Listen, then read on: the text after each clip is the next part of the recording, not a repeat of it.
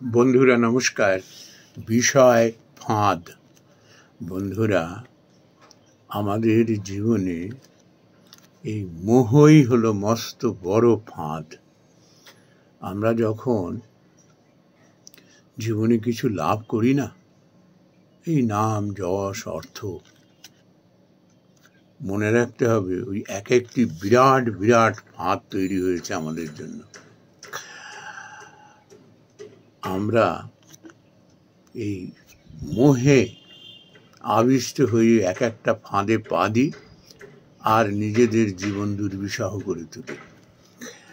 বন্ধুরা, আমরা ঠিক যখন যৌবনে কিংবা তারুণ্যে পা দিই না, তখন আমরা ভাবি কি যে এটিই বোধহয় জীবন।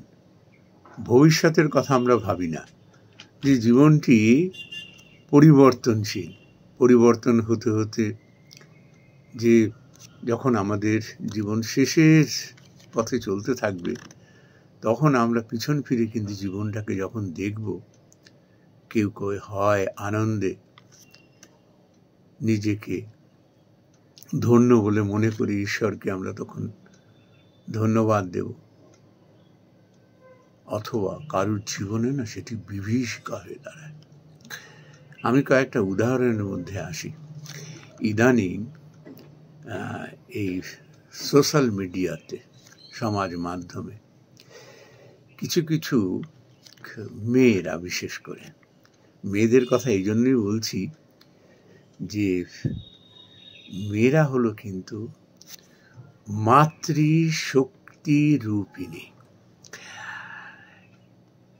নিজেদের স্বরূপটি যে জানতে পেরেছে নারী, সে বুঝতে পারে যে সমাজে সে কত বড় একটা স্থান অধিকার করে আছে নারী হয়ে জন্মানোর জন্য। কিন্তু অত্যন্ত দুর্ভাগ্যের বিষয়, এই মোহে আবিষ্ট হয়ে আজকাল এই অল্প বয়সের মেয়েরা যে সমস্ত ছবি পোস্ট করছে না, আমি তাদের উদ্দেশ্যে শুধু বলতে চাই যে মানুষের জীবন তো পরিবর্তনশীল। আজকে হয়তো অনেক অনেক লাইক আসবে, অনেকে দেখবে, এই ভেবে এটি করা মজার ছলে, খেলার ছলে। কিন্তু এই খেলার ছলে এটি করতে গিয়ে না, তার জীবন কিন্তু দুর্বিষহ হয়ে উঠতে পারে। কেননা এখন তো মানুষের হাতের কাছেই হলো ফোনের সঙ্গেই ক্যামেরা রয়েছে। এইগুলো কিন্তু রিটেন হয়ে থাকবে পার্মানেন্টলি। এবং যে মেয়েটি এটি করলেন, যে নারী এটি করলেন, সঙ্গে সঙ্গে তিনি কিন্তু একটা ফাঁদে পা দিলেন। আজকে হয়তো সে কোনো কারণে হয়তো এটি করছেন, জীবনের মূল্যবোধ, নিজেদের যে আত্মসম্মান, নিজের এটি ব্যাপারে হয়তো একেবারেই উপেক্ষা করলেন। কিন্তু এমনও তো হতে পারে জীবন পরিবর্তনশীল, সে হয়তো জীবনে সমাজে এমন একটা জায়গায় প্রতিষ্ঠিত হয়ে গেলেন, সেই সুযোগ ভগবান তাকে দিলেন।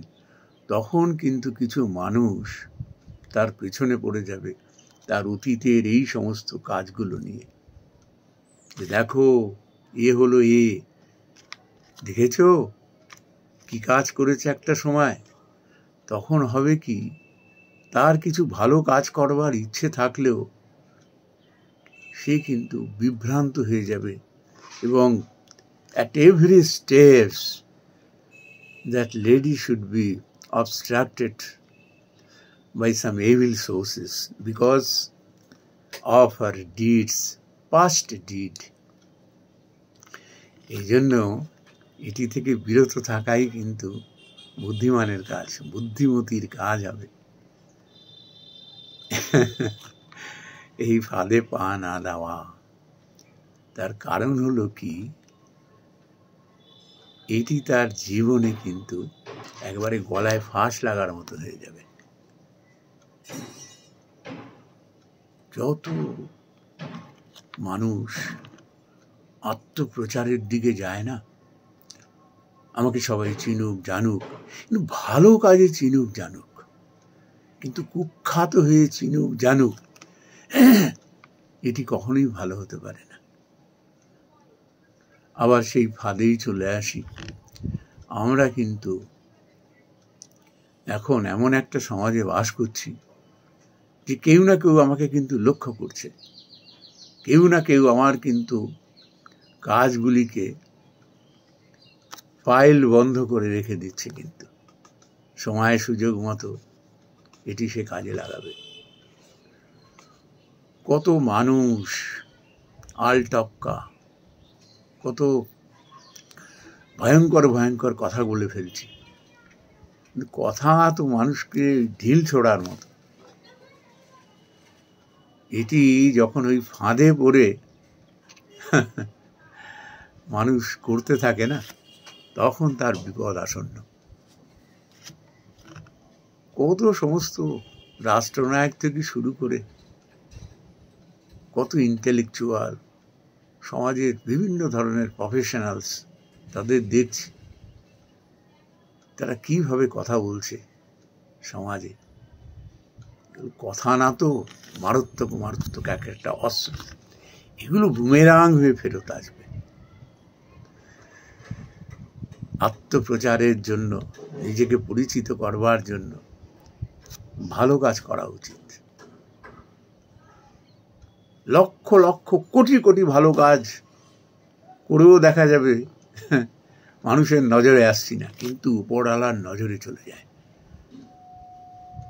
বিখ্যাত হতে কতক্ষণ লাগে, কিন্তু বিখ্যাত হয়ে যাওয়ার পরে নিজেকে স্থির রাখা ভীষণ কঠিন কাজ। এটাকে সাধনা বলে। এই জন্য আমাদের মনে রাখতে হবে, যখনই নাম যশ আসছে না, অর্থ আসছে, 5 জন মানুষ পেছনে রয়েছে, it will be considered as for the trap. খুব সাবধান হতে হবে। নমস্কার বন্ধুরা।